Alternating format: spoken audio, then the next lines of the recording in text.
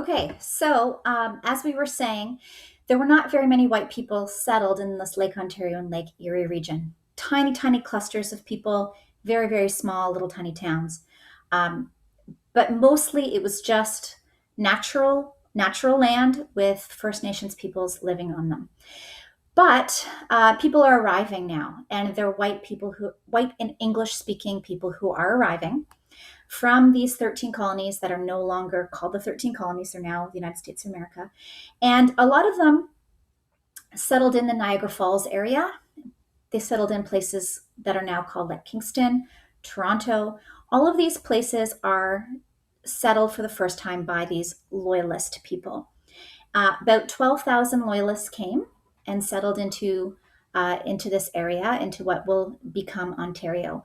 And the interesting thing about this is when you look today at the way the roads are laid out, they're laid out in like a grid. You have these roads that are going east west that I think, are they called concessions?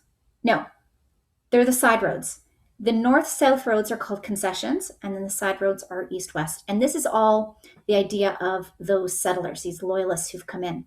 They decided that the best way to kind of settle the land and build roads is to do very, very neat, tidy, straight lines that intersect at 90-degree angles and have this like numbered type of system. So if you can think of a concession road near where you live or a side road near where you live, you can thank the idea of building the roads in this way and naming them the way they have named them.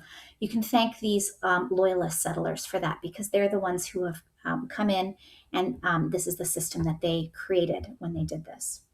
All right, so what's happening to these First Nations peoples who've been living here all this time? So there were a lot of First Nations people who actually fought in the American Revolutionary War on the side of Great Britain. Why did they do this? Because they wanted to keep the Ohio Valley. That was a really important area to them. And the British had said, you can keep this if we win. But they lost. And those people had to relocate north. They couldn't stay in the Ohio Valley. And they had pretty good terms with the Great Britain and with the people in these British colonies. So they relocated north. So they actually signed a treaty to give the lands that are in Mississauga. There's this large area here. It's a treaty that was signed. Land was meant to be granted forever for the efforts that those First Nations peoples did in fighting that war. It was signed that this land would be theirs forever.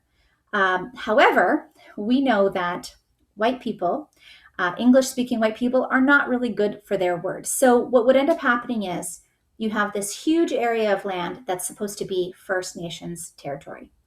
And then the white people, they just want to build one road that goes through it so that they can get from the English lands on the one side to the English lands on the other side. They just want to build a road. That's it, just a road. And then, oh, well, maybe we want to put like a little place people can stop, have a lunch while they're traveling along the road. And then that little spot where people are having lunch now, then maybe they want to build an inn so that there's a place for people to sleep at night if they happen to be, on the road late at night. They have a place they can sleep. And then, oh, well, maybe we need to have a little general store so that people can buy things when they're at that little stop. And then that turns into a settlement. And so we actually see this area that was supposed to be First Nations land.